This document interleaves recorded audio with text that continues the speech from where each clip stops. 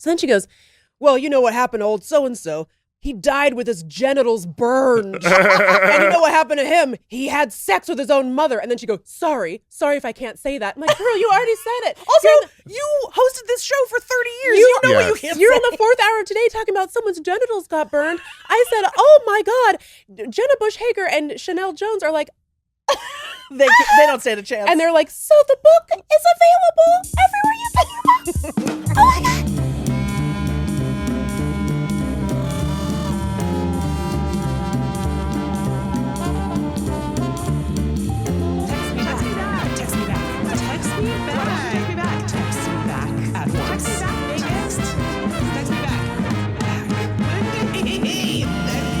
In 5, 4, 3.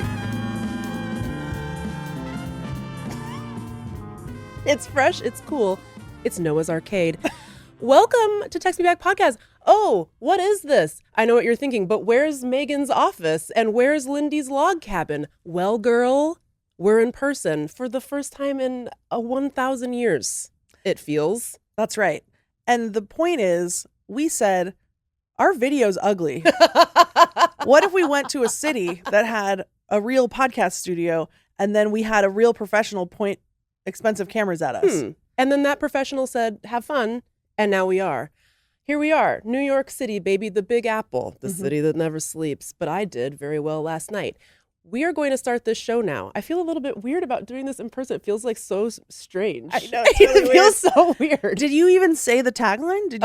By the way, this is Text Me Back Podcast, and it's the only podcast. We're going to start the show, and it's very exciting because once again, we have an illustrious guest. That's right. His name, Guy Branum. Good to be here. Hello. And isn't it a luxurious spa experience to just pay a podcast company to give you a nice, attractive, generic background? Yes, it's amazing. I was like, we got to pick between two different ones, and I felt like the other one was, no offense, a little goopy, a little Gwyneth, but like clean girl aesthetics. Goopiness is honestly what I look for. Like, I never thought about it before, but I'm in a podcast studio. I look for dirty girl aesthetic. I know. We're going to talk about creams and retinol and energy powders that Alex Jones also sells, but under a different name. Anyways, hello, Guy Branum. Thank you so much for being here. Hello. Good to be here. This is so exciting. Very exciting. By the way, we're recording this on Lindy's birthday, so it's like such an exciting birthday treat to both be in person and also to be with our beloved favorite guest, Guy Branum. What a gift. Shall we do some tidings? You know, it's weird. We don't have the media board, so we can't play the song. I guess you could try to sing it. We don't have the media board, so we can't play the song. Okay, I'll sing it. Glad tidings, glad tidings, glad tidings, glad tidings, glad tidings, glad tidings, glad tidings. Thank you. Yes, that was so beautiful and will never be forgotten. Can I start? Yes. Because I think you will both want to weigh in on this. Yeah. So I got to New York yesterday. I rode the train. It was a lovely experience. The train should be available at more places, in my opinion. Do you pay for the Acela or do you just take the normal one? Girl, I took that Acela like it was going out of style. Okay. I love to pick my little seat. Yeah. I like to make sure that no one's sitting next to me, although somebody did sit next to me starting in Philadelphia, which is devastating. We'll talk about that later. But this morning, so last night we had a lovely time. We went to O'Mary, which was my second time seeing it, but Lindy's first time seeing it. Who did you see it with first time? Cole. Okay, Escola. lovely. Yeah. What were your tasting notes with the You know, it's so interesting. I feel like Cole Escola has like a very frantic energy when they're on, like a very like which I loved, so funny. And then John Cameron Mitchell is who we saw last night, and he's like angry and like violently funny. Like it's a totally different vibe, but super funny. So scary. Equally funny in like their own different ways. He does a lot of like a lot of that. It was great. It was so great. And Simu Liu plays John Wilkes Booth. I did not know he was going to be there, and I was like, oh my God, he's so famous. A real movie star. Yeah, like a real movie star. What a win for Kim's convenience. I know. You know? What a win for art. Anyways, so, but this morning, by the way, we're staying at the Hard Rock Hotel in Times That's Square, right. which we were given a list of hotels from Lindy's publisher. And I said, I think you and I both know the funniest possible place to stay. It's the Hard Rock Hotel. And we were right. We were right. Rick James's pants greet me when I exit the elevator. Bruce Springsteen Yes. is etched into the Yes. bathroom door in I both believe, of our rooms. Yeah, Oh, I wow. believe, I don't know if it's like a peel and stick or if they actually etch it into the glass, but as you are urinating, the boss watches over you Huge. and blesses the whole experience. One wonders, because we're on different floors. So does every bathroom have the boss? Or do you, I mean, because that's a lot of rooms. Yeah. If you're And- Jerry Hard Rock, Please write in, let us know. But I'm wondering if I'm the Hard Rock, do I pay Bruce for his likeness? Or if I'm Bruce, do I pay the Hard Rock for Yeah, the publicity? who's getting the better deal here, do you think? I mean, I would. Guy, I would as a Hollywood insider, can you weigh in? Well, I would assume that legally you have to pay Bruce for his likeness, right? I would think so. Yes. But it's funnier if Bruce said, okay, listen, Yes. we got to come to an We got to agreement build here. the brand. And I insist it be on all of the toilets. The all. brand is pissing and shitting. Well, also, let's acknowledge this is somebody who was rolling around with a red bandana in, I believe, his left back pocket for most of the 80s. So, is this somebody who is into the darker arts when it comes to sex? He's flagging for it, Hello? And we know he's a progressive-minded individual. Yes, absolutely. Who can say? Anyway, so we had a lovely evening. I slept so great. They have blackout shades. It was wonderful. My dogs aren't there bothering me. My husband's sleep apnea isn't waking me up. It was fantastic. I got the highest sleep score I've gotten in probably 6 Oh, months. that's exciting. I got a 98. It was unbelievable. Well- I didn't even know the numbers went that high. And then this morning, I wake up at like 9 a.m., which is so late for me. And I'm like, you know what I'm going to put on? You know what I haven't watched in like 10 years? The Today Show. What a show. I mean, there's 4 to 7 hours of entertainment, high quality entertainment, just waiting for us every morning. And baby, it's free. Yeah. I don't have to pay a streaming service. It's just right there, bud. So I turn it on and, the regular Today Show is like, oh, Craig Melvin participates in the Dad Olympics. And you know what? Craig Melvin, I literally have no idea who the hosts of the regular Today Show are. Right. Are there any stars there? well, Craig Melvin, I think, used to be a sports guy. I want to say he worked for ESPN, but I could be making that Okay. up. And He then, sometimes has a show on like HLN being like, what really happened in the murder with Crelvin Melvin? Oh, okay. and then there's, now Hoda's back because Oh, Savannah is wonderful. taking a step away. Oh, yes, of Yes. course. So Hoda's back. Al Roker is still rokering. Yeah. Oh. Yeah, and then there's this lady Dylan who used to do the weather, but now she gets to be an anchor. So shout Is out to her. there And a freaking Willard- Carson Daly swanning around the set. Oh. How you like that? Who's the Willard Scott replacement? It's Al Roker, man. I'm going to tell you all about it. Oh, that's what our segment's about? Well, we could talk about so much stuff because here's what happened. So the regular Today Show is like, Craig Melvin at the Dad Olympics. I don't know. Hoda and Dylan sold hot chocolate in New Jersey with their kids over the weekend, whatever. And then, because it's so interesting because we were literally just talking about this for some reason. We were like, whatever happened to Willard Scott's old people on the Smucker's jar? I Yeah. need to know what's happening What with the happened old there? people. And so this morning, lo and behold, what segment should they draw up but the Smucker's Jar segment, Oh, and cool. hosted by Al Roker. And I'm like, yes, I can't wait to see how old the people are. This is so exciting because they're always like over 100.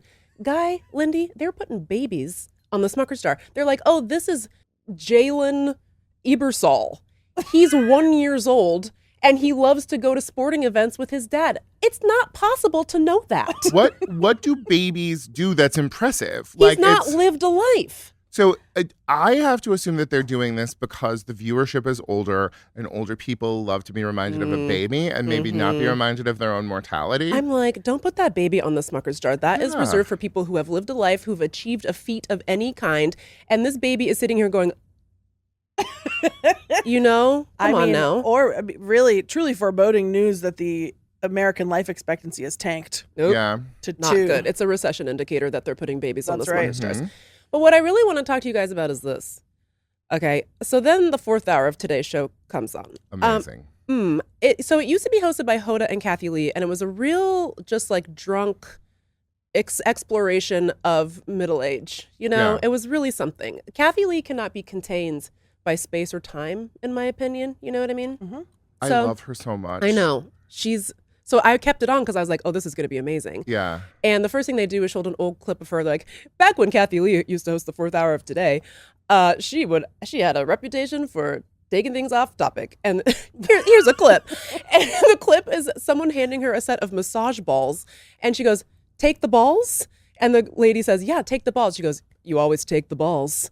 So she takes the balls and she goes, and what do? Just massage the balls on my face? And I was like, no, Kathie. Anyway, by the way, Kathie's there to promote her book, which is like a historical novel about Jesus and the prophet, or like the apostles. And I was like, good thing we started with the massage the balls clip, right? And as a segue into her Jesus book. I can't believe, by the way, my book comes out tomorrow, and guess who all the morning shows passed on? Wow. Me. Wow. And it's apparently because Kathie's out promoting her Jesus book. I mean, how can I compete? I was saying to you, more fables about the apostles. I know. And you didn't add it. It's such a mistake. But okay, when you iconically interviewed Kathie about her Carrie Nation opera, Yes, this is so I important. forget, was she cool or was she Please, not cool? Lindy. Oh, would you like to hear my Kathie I Lee would story? love to Yeah. hear it. Okay, so I had to pull it up because I have a bad memory, or maybe I blocked it out. But in Or the both. year, in September of 2011, it was. Mm-hmm. I was invited. So I wasn't even interviewing Kathie. I just was like brought along to You were working at The Stranger. I was working at The Stranger, a newspaper in Seattle, and my coworker Brendan Kiley, who was the theater editor, he was interviewing Kathie Lee about her musical that she wrote about. I forgot about that Yeah. part. It was called, oh boy, Saving Amy, about Amy Semple McPherson, 1920s Christian evangelist. Mm-hmm. Brendan Kiley was like, he was like, I guess I need a brassy broad to come to lunch. Sometimes you need a fag hag when it's going to overwhelm your gayness. You need a buffer. He's not even gay. He's a theater critic. For Like- Seattle Arts Magazine. Yes. Yeah. Okay. So Brendan's like, Lindy, do you want to come with me to lunch with Kathie Lee? I was like, yes, I do. I didn't see the show. I didn't know anything about it. I was just there. Okay. So I just sat there while like they talked about the show. Okay. Now, here I'm going to read. This is from Brendan's article about it. We quick stepped across the street along with stranger writer Lindy West and over lunch shared 2 bottles of wine. Jesus Christ. Plus a few extra glasses. Gifford was most animated when talking about 2 things. 1, the life and times of 1920s Christian evangelist Amy Semple McPherson. And 2, the size of Lindy West's breasts. That's a lot of cleavage for this time of the afternoon, Gifford said in joking censoriousness. Those things must weigh, 5-10 pounds each? Lindy blushed. Did I? Later in the middle of a story about McPherson, Gifford abruptly turned to Lindy and asked, this is brutal, can you even buy a real brassiere? Lindy blushed again. In the middle of yet another story about McPherson, Gifford turned to Lindy, hooked Lindy's shirt collar with her finger, stretched it out, peered into her cleavage like she was looking for something, and shouted, Jimmy Hoffa? So loudly What a topical joke. that other diners turned to look. Kathy? This was at Purple Wine Bar in downtown Seattle, if anyone wants to go Oh commemorate. God. Look, I don't wanna say the wrong thing here, but that rocks. Yeah, it rocked. She Yeah, was it the rocked. first podcaster. Yeah. Like what they did with Regis and Kathie Lee was the first shooting the shit. Mm-hmm. And they Yeah. only did it for 15 minutes. And now Joe Rogan can go for 4 to 5. Now he has $1 billion. Yes. Like she paved the way. And I do think she's always fun and entertaining. And the fact that like this half Jewish girl, evangelical Christianity has always been part of the foundation there is so fascinating to me. But she brings such a lightness and joy to it. I can never resent it. I could never be mad at her. So thank you for telling that story. You're It's welcome. so funny. I love it so much. So she's Sometimes I like, forget about it for years at a time, And and then then you're it like, returns to me. and then you're like, boy, oing. And by the way, Kathy, no, I can't buy a real brassiere. It's a nightmare. It's hell on earth. Thanks for bringing it up. Okay, so it's crazy to me because the duality of Kathie Lee, right? So she's talking about balls. She's looking down your shirt, talking about Yeah. Jimmy Hoffa and bras. And on the other hand, she's like a real Christ head. Like she knows a lot about Jesus. Like she's like a scholar basically. But she wrote this book. I don't know the name of it. I don't really know what it's about. She did not clarify for me in her interview on the 4th Hour of Today show when she talked about this book, because she was like, it was like about Nero or something. And she's like, he was a Caesar. And you know their deal. And I was like, okay. And then but then it just devolves. And like Jenna Bush Hager and Chanel can't get a word in edgewise because she's like, well, you don't want to. She's like talking about the first use of the word Christian, and it was used as a pejorative. It wasn't a good thing to be a Christian, but all they cared about was power. And it was weird because she was talking a lot about people who are power hungry and hungry for power, and they do it in the name of Christ. And I was like, is Kathie Lee subtweeting Donald Trump? Like, it's very interesting the pieces of culture that are in some way almost going directly at Trump at this point in time that we don't know how to deal with things. Like, one battle after another. Yeah. I was like, if nothing else, good for that. Yeah. Weapons, I thought, yes. If nothing else, good for that. And like, as you were talking, so one of my big conspiracy theories is that they intentionally started this war on Iran on Purim, which is about Iran, just for like the clean branding of the Purim war once this is over. Oof. But and there are so many people who are evangelical Christians who are like, oh, Donald Trump is the Ahasuerus who is the emperor who is supporting the Jewish people right now and all of that. And I'm very excited about the people who are willing to like draw the it sounds like Kathie's doing the good work. I think she might be. So then she goes, well, you know what happened to old so-and-so? He died with his genitals burned. And you know what happened to him? He had sex with his own mother. And then she goes, sorry if I can't say that. I'm like, girl, you already said it. Also, you hosted this show for 30 years. You know what you can't You're say. on the fourth hour today talking about someone's genitals got burned. I said, oh my God. Jenna Bush Hager and Chanel Jones are like, they don't stand a chance. and they're like, so the book is available everywhere you get your books. Oh my God. And I but it just, here's what I really want to talk about. I mean, I do want to talk about Kathie Lee's interest in people's genitals getting burned. Can I ask a question? Yes. Really, can I interject? What's an apostle? Is an apostle the same as like a prophet? What's a prophet? A prophet gives prophecies. What does an apostle do? The apostles were the guys who hung around. It was the 12 guys who hung around with Jesus in his lifetime and then were sent off to establish all of the churches all around. Okay. But also, I never knew whether Paul was an apostle or not because Paul never met Jesus. Right. But also, he's so formative. But prophets, God speaks directly to and through them. Yeah. And some of them got to be ladies. Nice. So- Shout out to them. Kind of elite to be a prophet. Yes. An apostle. Apostles are like Jesus's Like hype friends. house. Yeah, Yes. exactly. All right, thanks. She did talk about Paul. I guess he had a different name and then he changed it to Paul. Oh. For branding reasons. Kathie Lee, if you're watching. Kathie Lee. Oh, Anyway, Kathie, but come on the pod. Here's what I want to talk about because here's Jenna Bush Hager sitting there mildly horrified. And I kind of was like, why is Jenna Bush Hager on my television? And why are you acting like upset by this when your dad is one of the freakiest Christians we've ever had? You know what I mean? So my question is this. Here's what I think. Jenna Bush Hager, famously daughter of George W. Bush, who radicalized me. The very first protest I ever went to as a young child was an anti-war protest in 2003. And now we're doing almost bar for bar the exact same war again in 2026, right? So I hate George W. Bush. And I feel like the best thing to happen to George W. Bush is Donald Trump getting elected because now everyone's like, oh, he's the worst president, which he is. But also like George W. Bush isn't just a painter. Do you know what I mean? He's a demon from hell. My parents had toilet paper with his face on it. Exactly. So like, and half the reason we're in this mess in the first place is because of George W. Bush, right? And here's the thing. I know we shouldn't judge children based on what their families do. And as somebody with insane parents myself, I don't want that, right? On the other hand, isn't it kind of the same as like letting...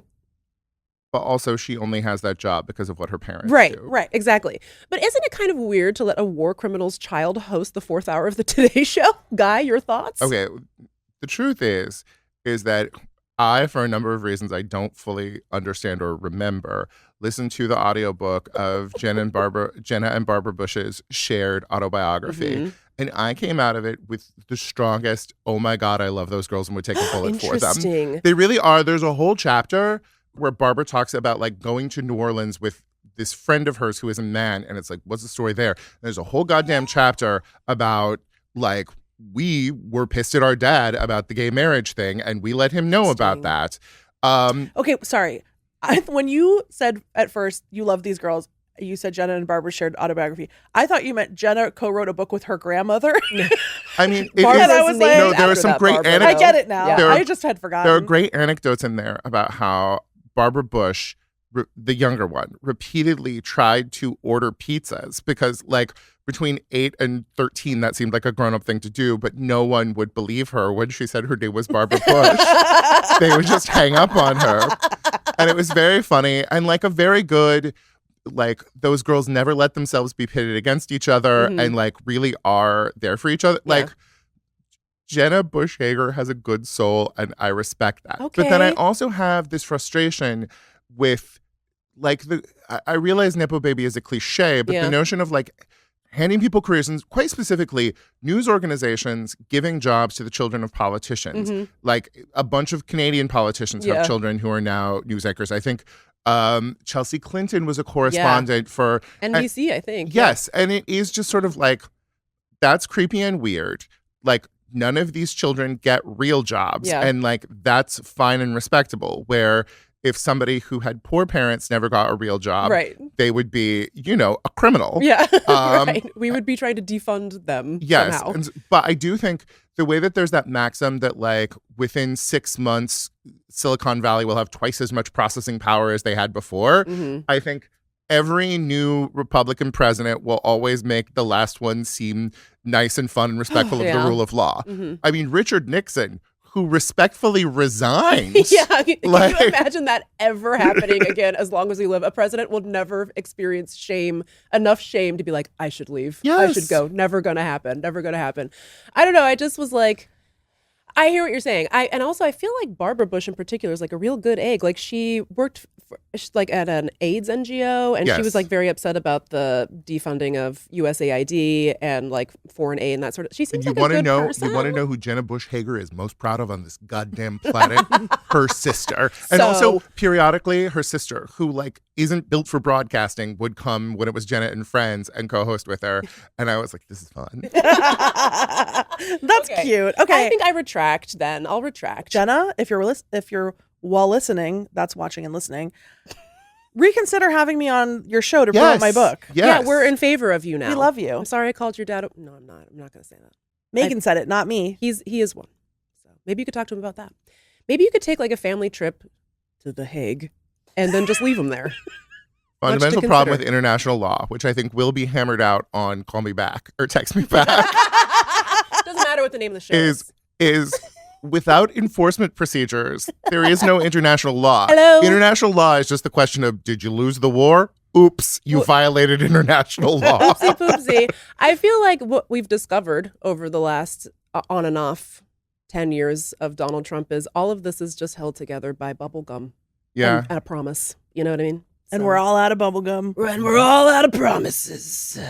Anyway, I forget how we were going to segue into this other thing, so I'm just going to ask you about Ryan Murphy. Oh. I guess it was Nepo Baby related. He just keeps making television because they gave him so much money.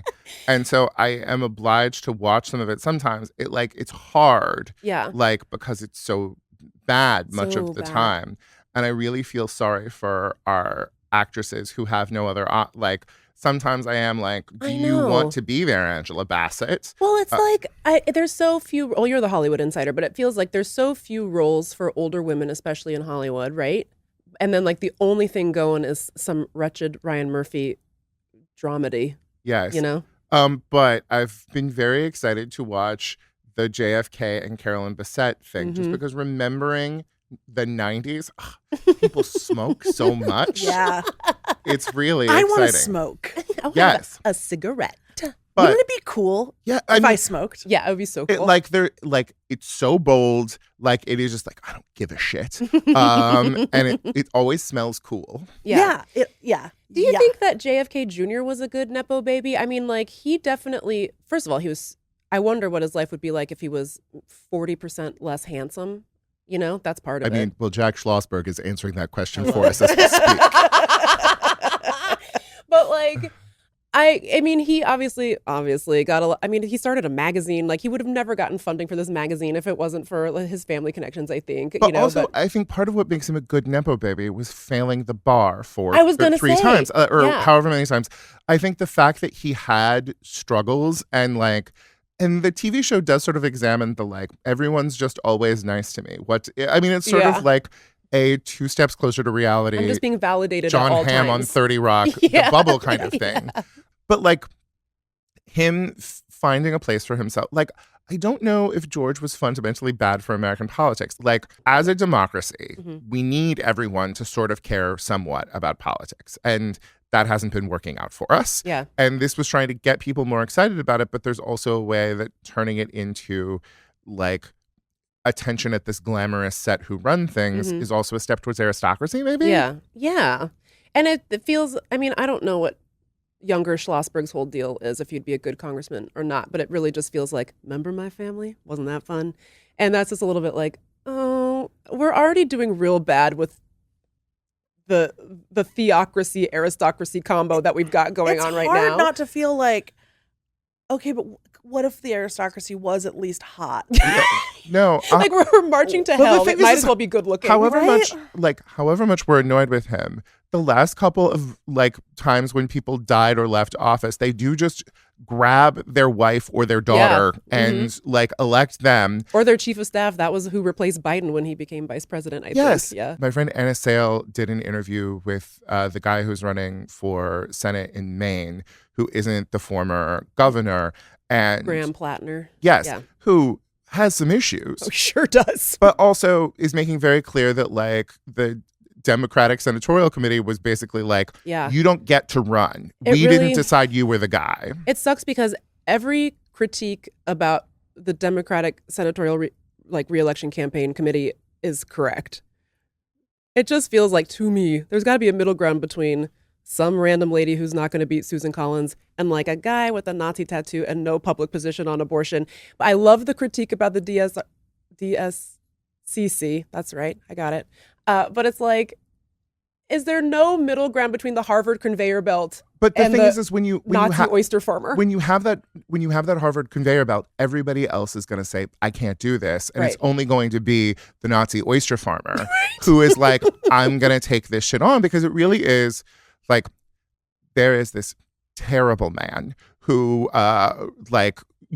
Republican Harvard conveyor belt who represents Sacramento suburbs. And I hate him so much. And I do always fantasize about going up there and just running against Kevin Kiley and just talking shit at him. That guy does suck. But I'm but I don't have millions of dollars. Right, you have to be rich. Yeah. I don't have all of these institutional things. And it's maybe if more of us were little bartenders from the Bronx who said, let's do this, it might feel more like a democracy. I agree with you. I have no quarrel with anything that you've just said. It's just a mess. I mean, every single campaign is becoming more and more expensive to run. And then it's well, the only person that can run for anything is somebody who's already a billionaire. It's that's not good. Well, I can think of 2 people that should run. Hello. Well, these guys, not me. I sit in the middle and I say, I love cigarettes. What's an apostle? Well, now I can't run because you love cigarettes. I'm tied to you. Well, also, no, you can rebuke me. Okay. Being frivolous is too much fun. Also, rebuking people is so fun. Yeah. But what was very exciting is because these are real life people, and so many of them are dead, that you're allowed to, there's no slander against the dead, so you can do whatever you want. It's great. But famously, Real Housewife of New York, Carol Radziwill, who was his cousin-in-law, not included in the show because of some witchcraft that's very impressive. Well, it's interesting because it's if she was able to pull strings to get herself removed, then what happened with Daryl Hannah? Because Daryl Hannah has now written this op-ed where she's this portrayal of me is not accurate. You're using my actual name. And I love the language she uses in it where she's she establishes that the producer has said, this isn't really Daryl Hannah. It's a dramatization of Daryl Hannah. And then she goes on to say, this could affect my reputation, which is such a beautiful term of art in the law. Do you think that because Daryl Hannah is public figure-ier, than Carol Radziwill, maybe. Maybe. They felt more comfortable doing it because you need her as the villain. Right. And also, by the way, Carol Radziwill in her like incidental shit talking does sort of say like Daryl Hannah was the villain and was the bad guy who was getting in the way of my Italian friends marrying JFK. Wait, can you tell me what is Daryl Hannah's involvement? I don't know the lore. So Daryl Hannah was dating JFK. Yeah. And she was, tempestuous and a figure in her own right. And they did some fighting in Central Park. JFK did a lot of fighting with girlfriends in Central Park. Those pictures are crazy. Yes. Yeah. And also, I want to say, Nepo Baby wise, as a child, I didn't think about it, but his commitment to always being on a bike was bold. Yeah. But Daryl Hannah dated JFK, and essentially Jackie O was like, I don't think so. And then he met, basically Calvin Klein is like, take your concubine with Carolyn Bessette, and it like works out and they're having a good time. And then Carolyn is like, I'm not up for this whole thing. And then he gets back together with Daryl Hannah, and then he's like, no, she's the one. Daryl's the one. No, Yeah. Carolyn's Carolyn's the one. Got it. Yeah. Okay. And I guess in the show, they show her doing a lot of cocaine and desecrating a Nice. JFK I should do historical. cocaine. Well, that's the thing. So she compares Jackie O's funeral to her dog's funeral on the show, which is like, that's good. Like, even if that's not true, Good that's job. true. Love it. But also, she says in her op-ed, she says many things, and you're like, this is very reasonable. How dare they? And then Daryl Hannah says, and I have never done cocaine in my life. And I'm like, I do not believe that. Girl. You spent 4 months with Charlie Sheen on the set of Wall Street, and none just incidentally went up your nose. You're absolutely testing positive for cocaine. I'm so sorry. To this day. She's going to write an op-ed about this podcast. No, girl, this is satire. That would be incredible publicity for the podcast. Also, Daryl, I wrote a book, and in the book, you do cocaine. It's called Adult Braces. Buy it now, out now, Daryl. You have to pre-order it to find out what I said about your cocaine. The Daryl Hannah chapter was unexpected. There you were, processing your relationships, driving across country, and then you said, Daryl Hannah, cocaine? Yes. Okay, well, I'm going to have to watch. Should I watch it? What do you guys think? I've actually not watched it yet. No. Oh! Did you watch the O.J. Simpson one? No. The O.J. Simpson one is hits. Yeah, Okay, that one okay. is really good.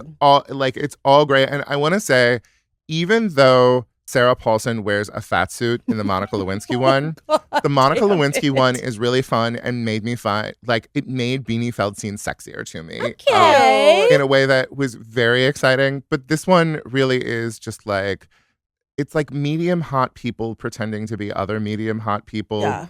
But it gives you the fun of old school Sex in the City, of like New York in the 90s. Yeah. I will say, and I might be, I even remember at the time, everyone being like, wow, a fashion icon. Everyone emulate her. And me being like, her?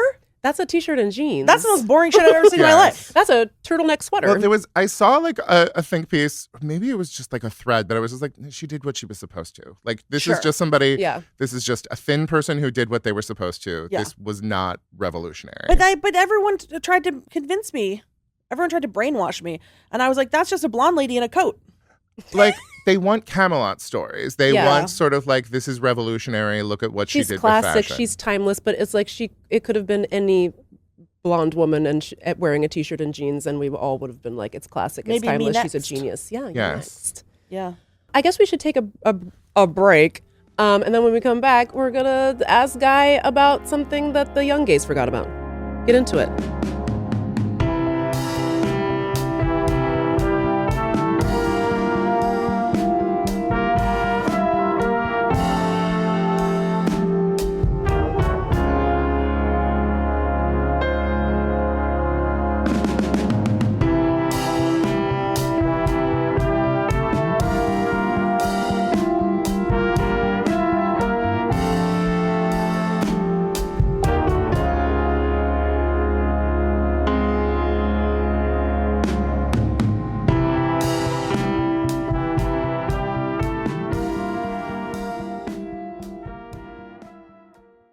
Okay. We're back. I want to, in my defense, here's why I didn't watch the OJ Ryan Murphy. It's because it came out, I think, at the same time as the documentary. Mm-hmm. And Oh, I yeah, watched it the did. documentary, and I was like, which was incredible. Yep. And then I was like, I just spent 12 hours watching OJ.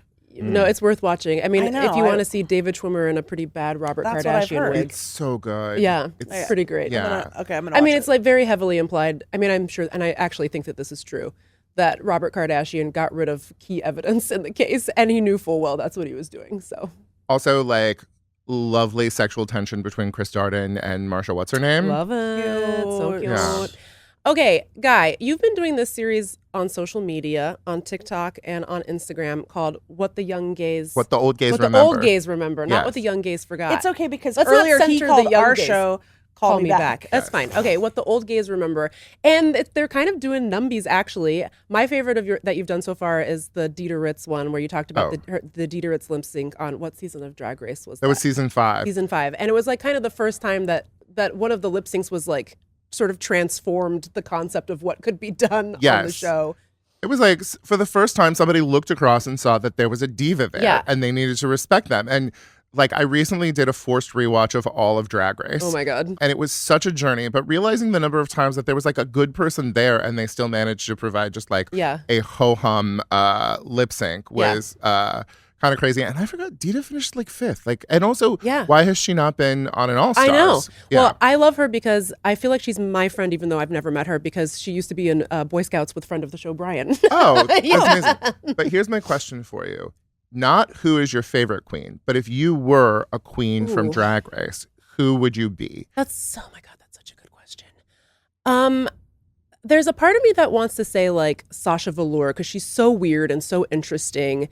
But honestly, like my favorite queens are the ones who like are kind of a mess and you know they're not going to win, but they're really funny and really good narrators. I think the key question with Drag Race is always, is this a person in control of their instruments? Yeah. And there are so many great queens who are not in control of their instruments. Yeah, so I love queens like God, actually the first queen that came to mind when you asked that was Chi Chi DeVayne. Just because Chi Chi was just sort of like, I don't know what's happening, but she was Yes. just constantly providing like a lot of joy and laughter on set. Like fucking when Vanessa Williams was the guest judge and Chi Chi DeVayne came out and said, "Ooh, Eraser."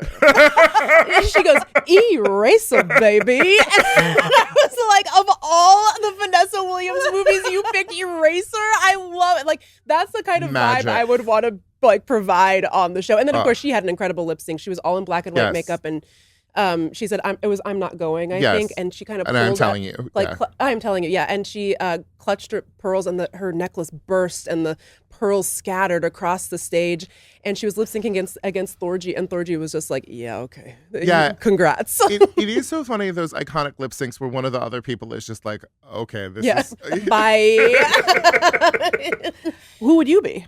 Oh, well, my answer is always just, and I don't know why, but I'm always like, Monet. Like, Yeah. that's what I would be, like, a comedy queen who can, like, kind of pull off other stuff. Yeah. But, like, there's just this way that I just Yeah. identify with what Monet does. Yes, I think where, like, that's exactly right. not Yeah. I mean, like, my favorite is always going to be Jinx. You Yeah. know, my favorite, like, She's like what I would aspire to be as a drag queen because she's so well rounded. Well, she's not great at lip syncs, but like Yes. she's just so preternaturally talented at everything else. She's so fun to watch. and also so is funny. like not just technically good, but like bringing art to it every Yes, time, like yeah. doing something that you wouldn't expect. And Yeah. so, like in Old Gays Remember, it just started out with there's a comic who does videos for me. She was like cutting Mm-hmm. up my sets and everything, and we were doing Men on the Street stuff in West Hollywood, and I spent so much time lecturing her about some aspect of queer culture. She was just like, "You should do a thing Yes. called What the Old Gays Remember." so good. And I was like, "Old me."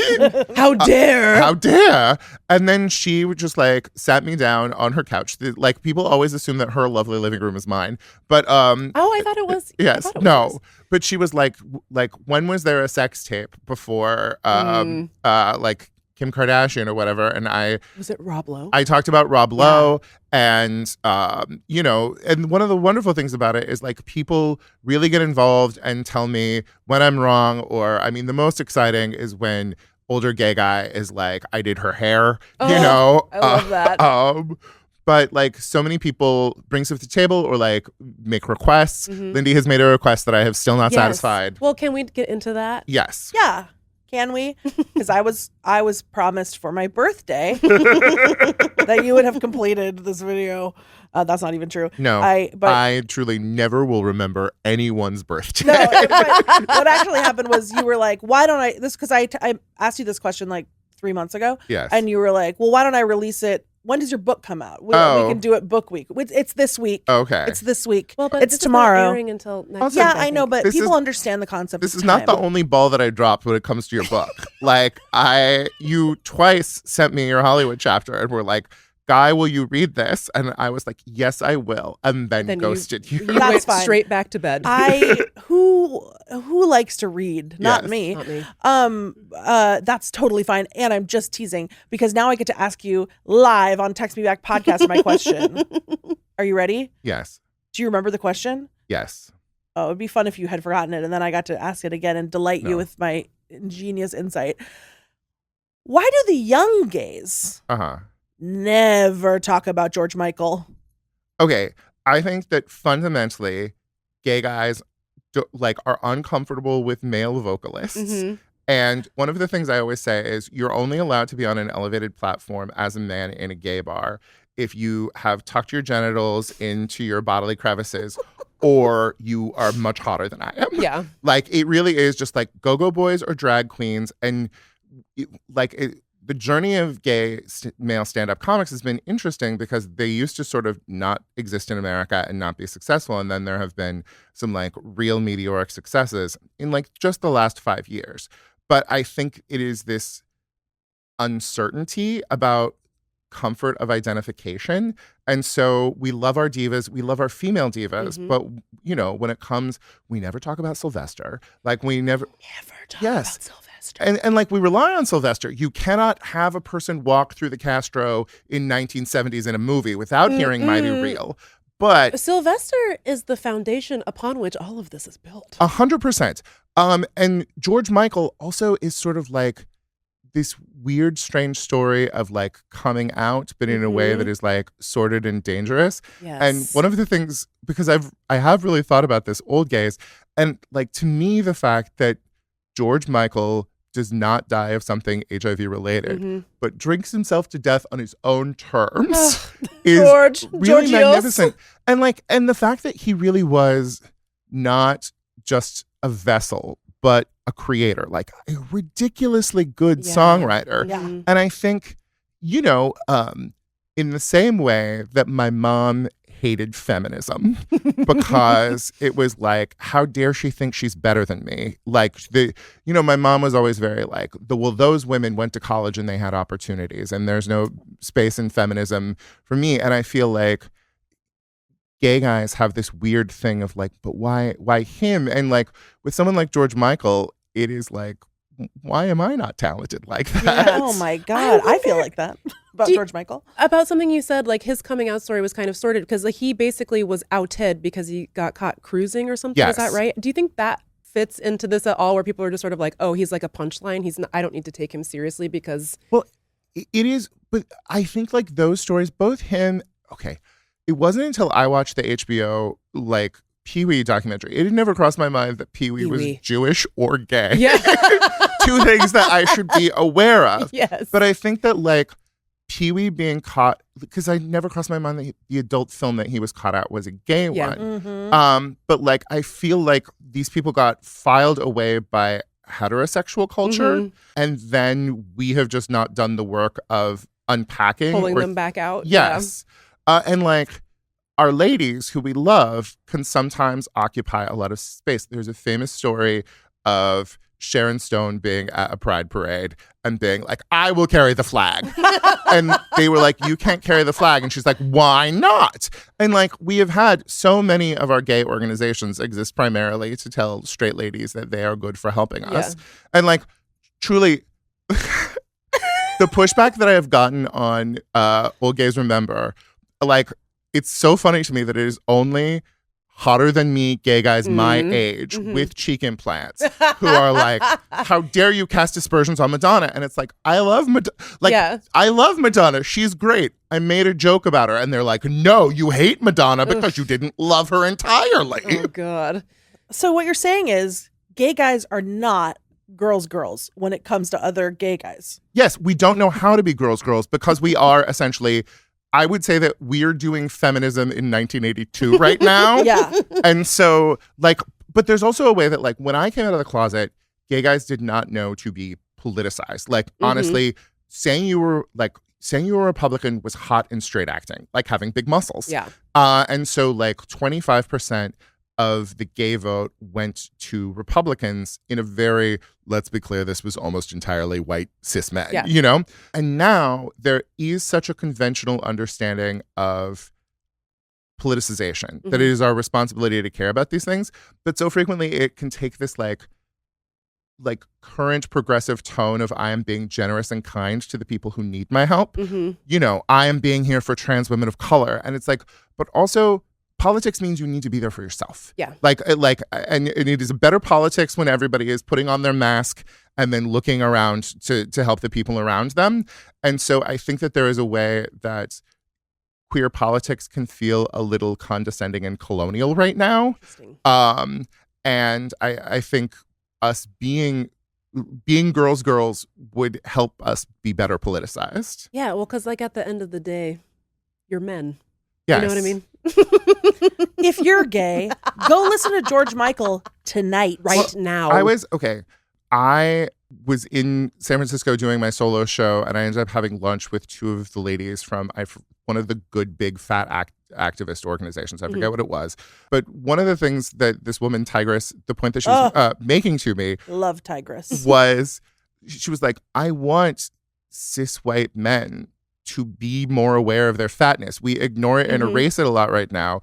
But like they have institutional power that could be used to benefit all of us. Right. And their politicization is better. And I think that white cis gay guys being like, well, I'm fine is the new version of, well, I'm a Republican. Yeah. It's like, yeah, you're fine now. Yeah. But like, we're 2.5 Supreme Court decisions from Griswold going like, hello. I mean, I think a lot of people don't understand that, not to make this about the Supreme Court. I'm sorry. But like when they overturned Roe, it's not just that they said, sorry, girls, no more abortion. The legal principles that underscore the first Roe, which is basically like, no, the Constitution doesn't explicitly say that, but the Constitution doesn't work if it doesn't mean that women can make choices about their bodies, the penumbras, if you will.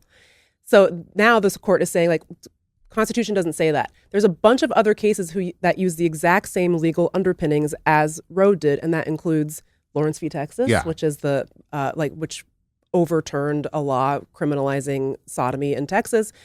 Griswold, which is access to birth control, and Obergefell, the gay marriage case. All those cases are at risk now. It is Jenga for everything having to do with sexual freedom or individual pulled out, freedom. Like the key Jenga. Yeah. So anyway, listen to George Michael. He's so good.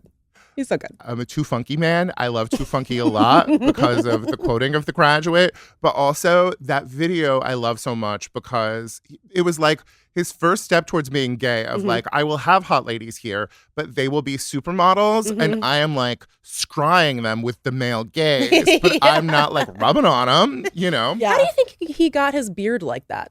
Ugh, I mean, it was amazing. I have to assume that he had his face Zamboni'd down and then like a team of scientists individually applied every hair. Like it was just though, for the man on the street stuff that I was doing and still will do for my Instagram, I went and was asking gay guys, like, how much do you spend on the stuff that is done to you? And the amount of like mascaraing of beard that was going on and just sort of like the uniformity of like, goddamn, everyone I was talking to was getting a bit of Botox. Did gay guys listen to Elton John?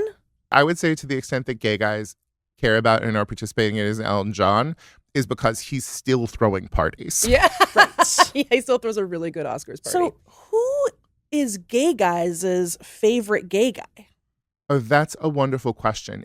Like, if you remove drag queens, we are going pretty far down there. I mean, it is sort of like, it might be Matt and Bowen. You know, it's like, if you talk iconically and classically, we don't give a lot of love to those gay guys who came before. And I feel like there can be this sense of distance or like, what or who are they? And I would say like the drop off then goes to people who are sort of like historical and not part of the popular culture and sort of, a Noel Coward or Can I say something? Yeah. Do you know this? Did you know that the Secretary of the Treasury, Scott Bessent, is gay? it isn't like it is. Girl, I just found that out last weekend. No, like the ones who have gone like technocracy sellouts in this way, your Tim Cooks, like Peter Thiel. Okay, so like a decade ago, my friend Tim was having sex with Peter Thiel before people really knew who Peter Thiel was. This is satire, by the way, Peter, and if you're watching. At the same time, we found out that Tim was having sex with Peter Thiel and that Peter Thiel was planning on building a libertarian island off the coast of San Francisco. The libertarian crypto city. Yeah. And my friend Ryan said iconically and beautiful, Tim, if you move to a lair, I think we'll talk less. Okay, satire. Peter, if you're watching, Peter Thiel has already destroyed one of my jobs, one of my institutions that I worked for. Please don't destroy Texting Back Podcast. Thank you. Watching Tech Money crunch, Hollywood is really amazing and insane. And like our inability.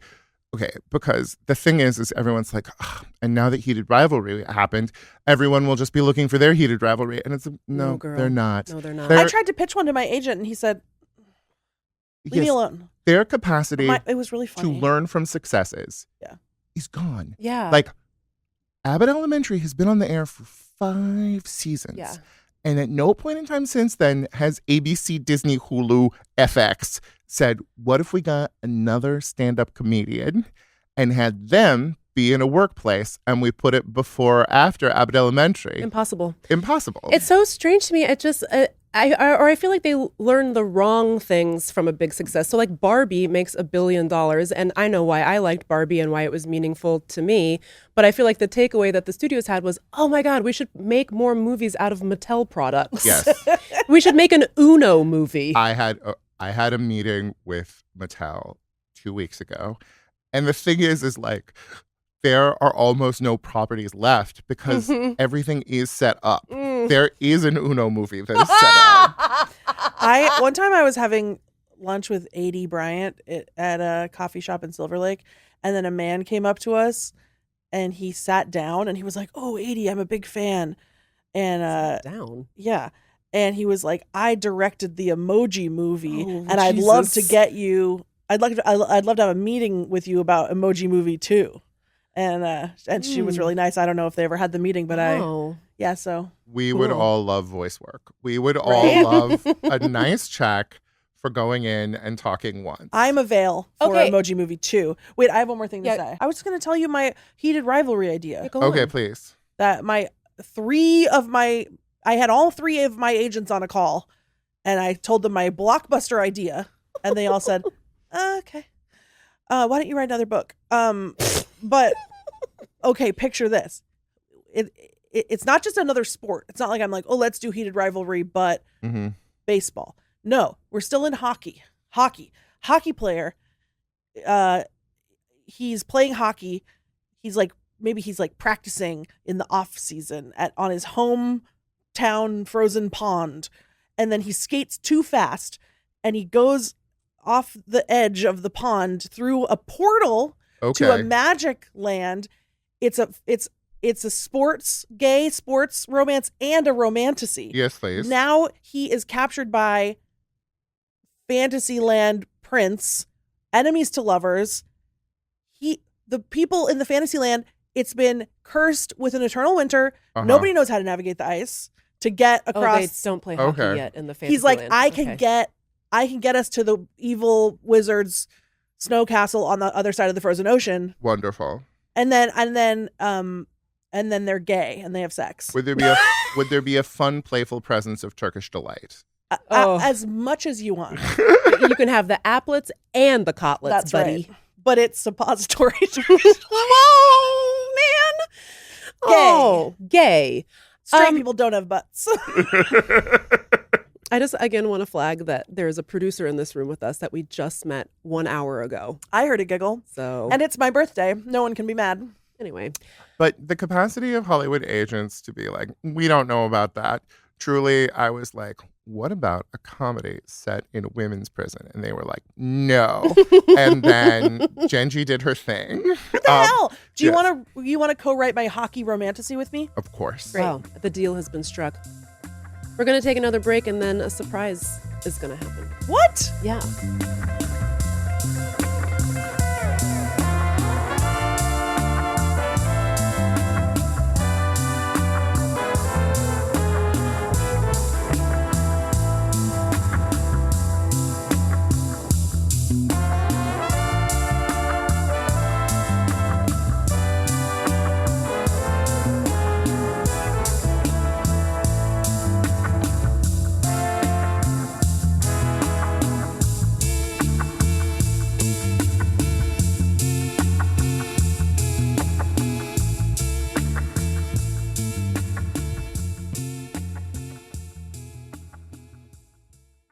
Oh, sorry.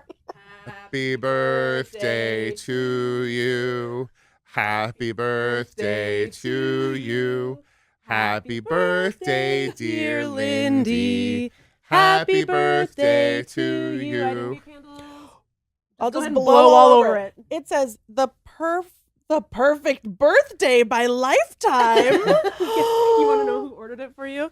Our friend Hesty. Hesty I knew texted it. me and she said, "Can I order a cake from Carvel? There's one literally next door to our hotel. Yes, there is. And can you go pick it up?" And I said it would be the honor of a lifetime to do so. And so happy birthday. I'm sorry I didn't get candles.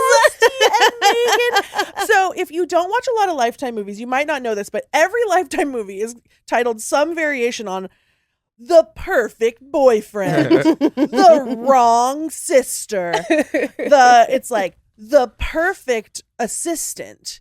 Anyway, so Hesty's giving me this cake, says the perfect birthday by Lifetime. And now this is an ice cream cake. It is, and we have to gotta end the eat show it. and eat it. I mean, ice cream cake, there being such a clock on an ice cream cake is I know. always very... Honestly, can I just say, it sort of stressed me out, no offense, Hesty, where she's like, I'm going to order it from Carvel. And I was like, what am I going to do? What am I going to do with the ice cream cake? Wait, how did it get here? Who could say? Is that why you said you had to work this morning? You had to trot over here and put it in the little fridge? No. And then you knew exactly how to get here and you knew what floor it was. And I was like, when did she look that up? I didn't see her looking at her phone. Truly, who could say what happened with the cake? But I will say this. I lost sleep over what I was going to do with the ice cream cake. But you got such a high sleep score. I know Yeah. well, because I was thinking about it in DC before I left. I was like, Hesty's ordering the ice cream cake. Oh my God. I hope that the studio, I almost called the studio to be like, do you have a fridge? Does it have a freezer? What's going on? And I just decided to just like risk it and live life by the seat of my pants. Oh my God, you did it perfectly. Yeah. And I didn't suspect a thing. She didn't suspect a thing, Guy Branum. I even brought a special bag so she wouldn't see that it was in a Carvel bag. Anyways, now we're going to end the show and we're going to eat this cake before it melts. This has been Text Me Back Podcast live and in person. And our guest has been the illustrious Guy Branum. He's going to help us eat this cake. The perfect guest. Guy, where can people find you and what are you getting up to these days? Okay. Across all social media at Guy Branum, except for TikTok, where I am Guy Branum Comedy. My solo show, Be Fruitful. It is happening in the month of March at the Lyric Hyperion. It is happening in the month of April at the Moon Tower Comedy Festival. And it's happening in the month of May as part of Netflix's A Joke Fest in Los Angeles. Can you Go get check me 'em out. booked to do my one-woman show at the Netflix's A Joke Fest in Los Angeles? Thank you for my birthday. First, you would need to come to my solo show when am it was coming. in Seattle. Okay. I live in the woods 2 hours outside yes. of Seattle, as you famously complained about in your comedy routine. And I couldn't make it. I couldn't do it. But I'm coming in LA on my book tour. I do love the value that the real violence I did to your wedding in stand-up bits It lives provided on. us with a nice, safe like nest to work from as friends. It's actually like You're getting I'm- frosting on the mic. Oh my God! Can I tell you one thing Yes. before we go? I have a small part in the Drag Race movie. Stop That Train. All of my scenes, I play train conductor, train traffic conductor number 1, traffic conductor number 2 is played by Charo. Oh my God. And Charo never stops being Charo, but that did mean Charo had to give someone a birthday cake.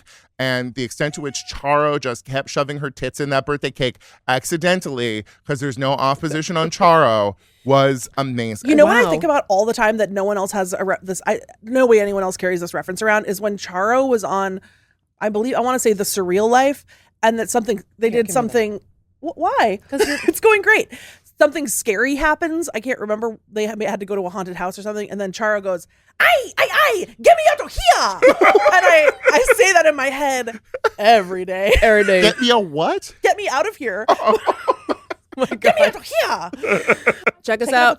Patreon.com/textmebackpod. By the way, Patreon subscriptions is how we could afford to do this, to be in person and to record in this fancy studio. The cake was not paid for by Patreon money. Don't worry. But if you want to see like more stuff like that, like this from us, subscribe. Patreon.com/textmebackpod. Check it out. We love you. And we love Guy Branum. And Go see Guy Branum's show, Be Fruitful, at the Moon Tower Comedy Festival. Netflix is a joke, and also the Lyric Hyperion. And we love ice cream cake, and it is melting, and so we are going to eat this. Goodbye. Mwah! Text me back.